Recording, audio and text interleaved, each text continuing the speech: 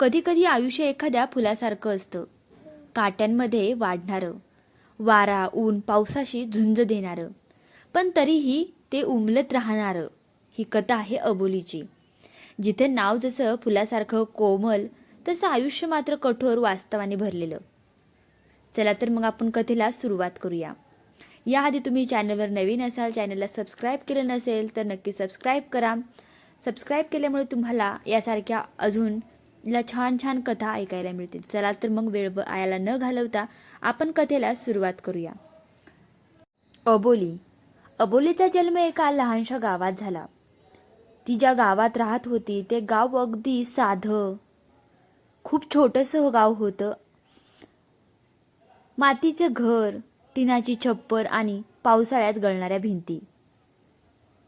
आणि अबोलीची परिस्थिती ही खूप बिकट होती.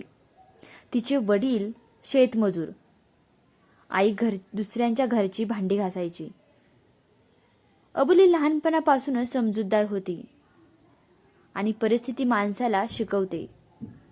तसं अबोलीलाही काही गोष्टी लहानपणापासूनच ती बघत गेली होती, त्यामुळे ती तशी शिकतही गेली होती. शाळेत जाण्याआधी पाणी भरून ठेवणं, आईसोबत कामाला जाणं आणि संध्याकाळी दिव्याच्या उजाडात अभ्यास. ती अभ्यासात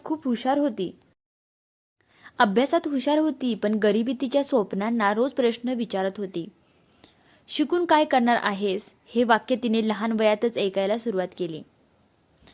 कारण वडील शेतमजूर असल्यामुळे आणि आई घरातील धुणंभांडी किंवा बाजूच्यांची धुणंभांडी करत असल्यामुळे हे तिला रोज ऐकायला बोलायचं, किंवा आजूबाजूचे लोकही तसं तिला सांगायचे, शिकून तरी तू काय करणार आहेस, तुझी आई काय करते, तुझे वडील काय करतात, तूही तेच काम करणार आहे, असे अबोलीला नेहमी ऐकायला मिळायचे लहान वयापासूनच.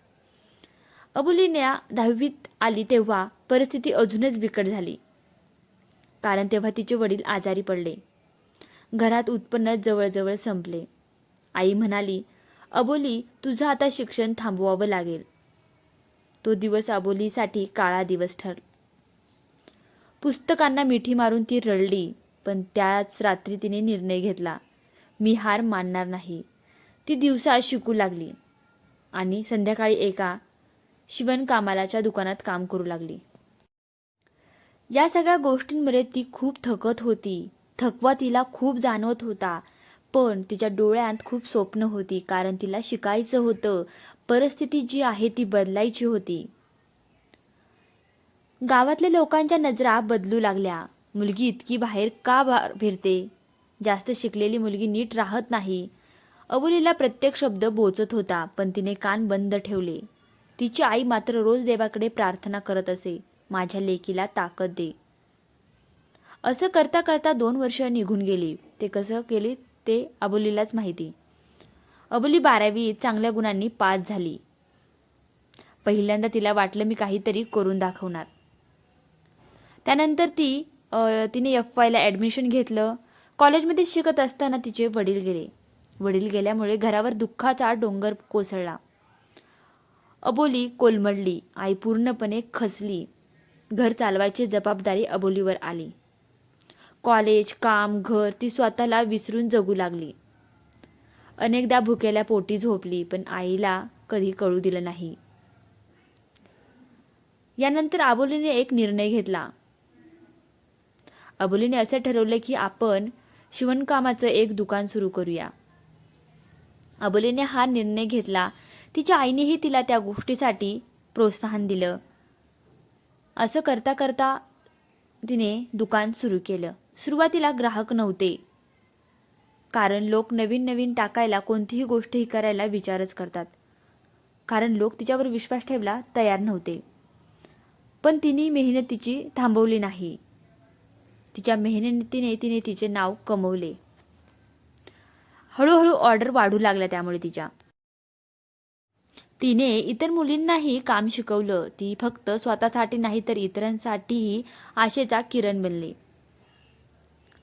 आज अबोली एक यशस्वी महिला उद्योजिका आहे. आईच्या डोळ्यात आज अभिमानाचे अश्रू आहेत. ज्या गावाने तिला टोमणे मारले, आज त्याच गावात तिला सन्मान होतो. कसं असतं मित्रांनो, जेव्हा आपण काहीतरी करून दाखवतो किंवा आपण काहीतरी घडतो, तेव्हा लोकांना ते दिसतं, घडलेलं दिसतो, पण त्यामागची मेहनत, त्याआधी केलेला संघर्ष हा कधीच कोणालाही दिसत नाही. अबोली नेहमी म्हणते, संघर्षाने मला तोडलं नाही, त्याने मला घडवलं. आणि ती घडली आणि तिने त्यासोबत इतरांनाही तसं घडवण्याचा प्रयत्न केला, इतरांनाही तिच्या सोबत नेलं तिने. ही कथा फक्त अबोलीची नाही, ती प्रत्येक त्या मुलीची आहे जिची स्वप्न परिस्थितीतून दाबून ठेवली आहेत.